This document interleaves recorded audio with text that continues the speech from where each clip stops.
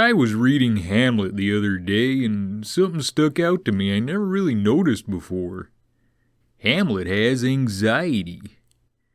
Now, don't get me wrong, I've heard people talk about Hamlet having anxiety before, but they're usually talking about a sort of existential anxiety, you know? The kind where you worry about the meaninglessness of life and death and so forth. I mean, Hamlet has that too, but that's not what I'm talking about. I'm talking about the kind of anxiety that keeps you up at night. The kind that makes you sweat and shake and worry about every dang little thing until you don't know how you're gonna make it through the day. Your pal Floyd's no stranger to that kind of anxiety. I know it when I see it. Here, I'll show you what I'm talking about.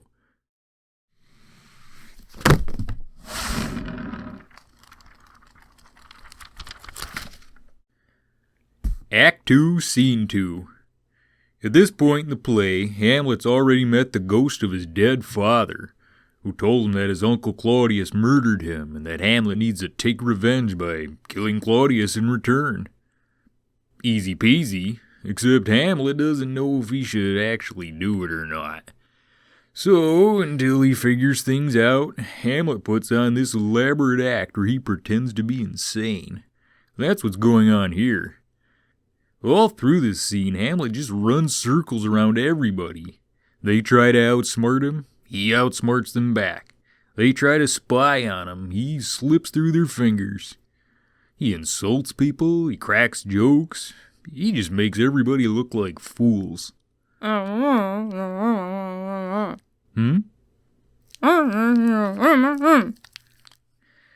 you're right. He is kind of a jerk. Kind of a smart aleck and a know-it-all. But he's also very funny and charming and, I don't know, considering all the weird, scary stuff that's going on, I think he's also kind of heroic. How willful and confident he acts. Well, anyway, after all that, all the other characters leave and Hamlet gives a soliloquy where we hear his inner thoughts. And after all that acting crazy and cutting up and whatnot, what's the very first thing he thinks?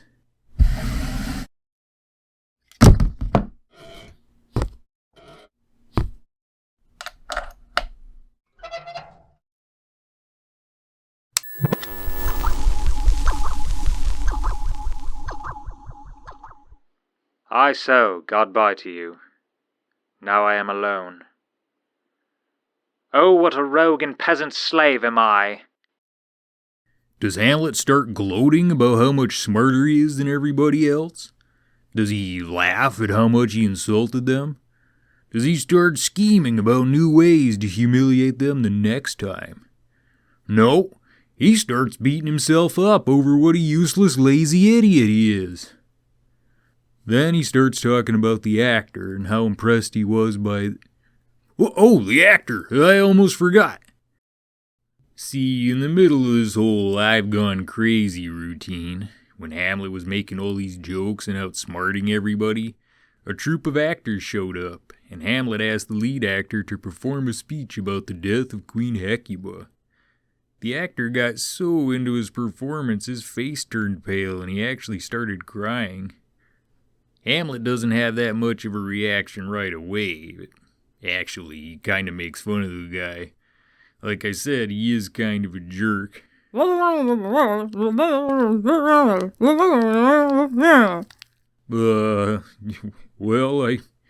wouldn't go that far. Well, anyway, after everybody leaves, we find out Hamlet was completely floored by this guy's performance. He can't believe it. What's Hecuba to him, or he to Hecuba, that he should weep for her? Hamlet goes on and basically says, man, if this guy can get this worked up over something make-believe, imagine what he would do if he had something real to worry about. Like, say, if his uncle murdered his father and married his mother. This makes him feel really inadequate, like he hasn't been doing anything at all. He gets so anxious and insecure about it, he starts thinking everyone around him must be calling him names behind his back and talking about what a failure he is. Am I a coward? Who calls me villain, breaks my pate across, plucks off my beard and blows it in my face, tweaks me by the nose, gives me the lie of the throat as deep as to the lungs? Who does me this? This isn't a rational response, is it? I mean, nobody else even knows about the whole murder and revenge thing. Only Hamlet knows that. See, this is how anxiety messes with your mind, even if you're really smart. Hamlet just suddenly feels so down on himself that he feels like everybody else must be down on him too. He just gets caught in this loop where he keeps going over and over in his head, thinking about what a coward and a failure he is. And wait, hold on.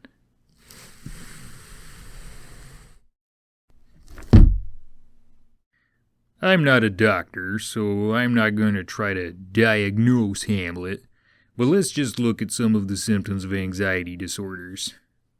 Unwanted thoughts, repeatedly going over thoughts, lack of confidence, constant worry. We just saw that. Emotional distress, irritability, restlessness. Whoa, big time. Self-harm. Well, he does talk about suicide more than once. Trouble sleeping. And he says he has bad dreams. Sense of impending doom. I mean, sure, but considering what happens at the end of the play, I guess that one's pretty reasonable. Trouble with concentration, overthinking plans.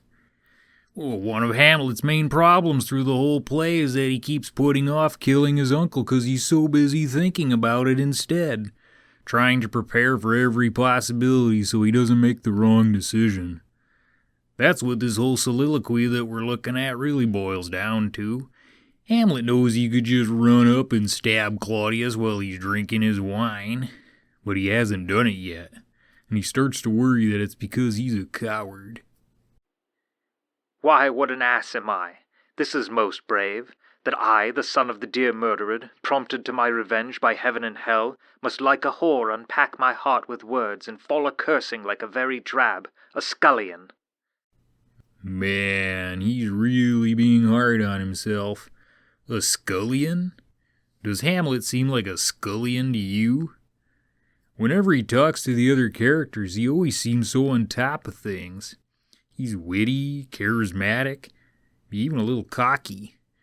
Whenever someone tries to mess with him, you just think, oh man, you're in for it now. You can't mess with Hamlet. But then when he's alone, he calls himself all these horrible names. A scullion, an ass, a rogue and peasant slave, pigeon-livered, villain, coward, a very drab. And that's just in this one soliloquy.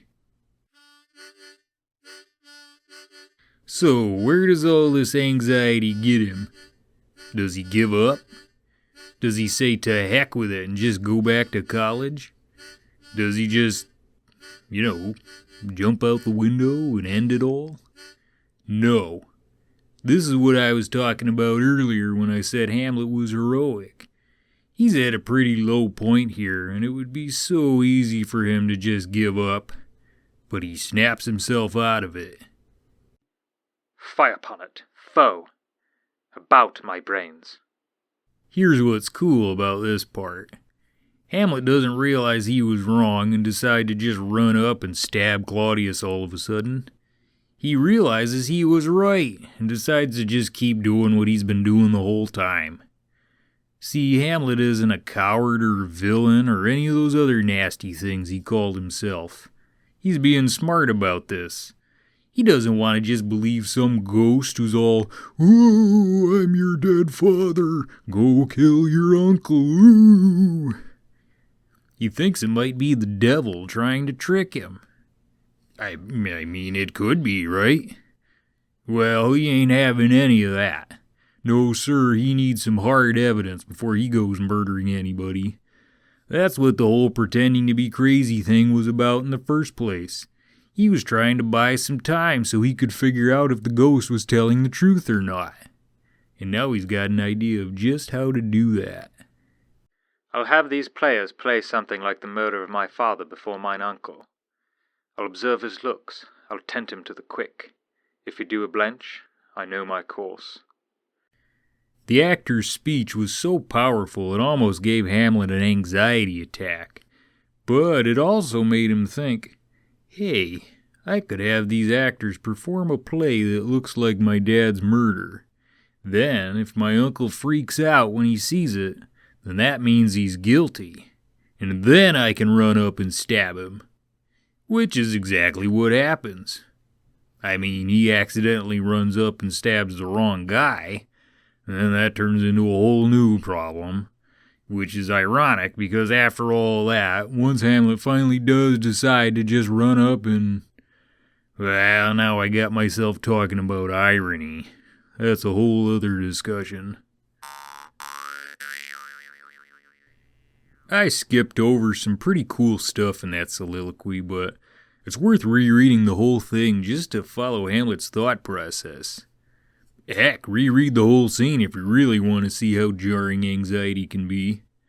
I already mentioned this, but Hamlet spends the whole scene dominating everybody, with his charisma, his intelligence, his sense of humor, all while pretending to be insane. He's a better actor than the actor. But then when he's by himself, he's all, "Why, what an ass am I?" That's what it's like, though. You're just going along, living your life, doing just fine. You start building a new dam, and maybe it takes you a little longer than you thought it would to really get going on it, because the wood is too soft and the mud is too cold, but you're still chewing away bit by bit. You pick out a nice oak tree that adds a certain panache, because who doesn't like oak? And you start making progress, and it starts coming together. Then wham! Out of nowhere! Wait, am I making progress? Is it coming together? No, can't be. I must be doing something wrong. What am I doing wrong? This thing? That thing? Or that? What about that guy over there? He's not using oak. He's using maple. Should I be using maple? Oh man, why did I pick oak? Who likes oak? This dam's gonna be terrible. Why is it taking so long anyway? Only an idiot would take this long to build a dam. Am I ever gonna finish? Why am I not done yet? If I weren't so weak and stupid, I'd be done by now. But then I'd have to start over anyway because it's made of oak. Everybody's laughing at me. They act like they're not, but they are. Why wouldn't they be? Should I just give up? What should I do? What should I do? I don't know what to do. That's Hamlet. You can be this awesome, interesting person, doing all this awesome, interesting stuff other people just wish they could do. And that anxiety can still take over your mind and make you feel completely worthless. It's not easy to get out of that mindset. Just look at how long it takes Hamlet to work through his thoughts and snap out of it. But if you can, even just for a few moments, you just might think, hey, wait a second. My dam is just fine. Who cares what that other guy is doing with the maple? I picked oak for a reason, dang it, and I stand by it. I'm doing the right thing. Now, saying Hamlet has anxiety doesn't mean, oh, there you go, that's all there is to it. Hamlet has anxiety. Moving on. No, Hamlet is Shakespeare's most intelligent, most complex character. Every time I read the play, I get something new out of it. But that's just the thing. When Shakespeare wrote his most intelligent, most complex character, he still gave him all this anxiety. The anxiety isn't what defines Hamlet, it's just a small part. There's a lot more to him. And, that makes me feel a little better.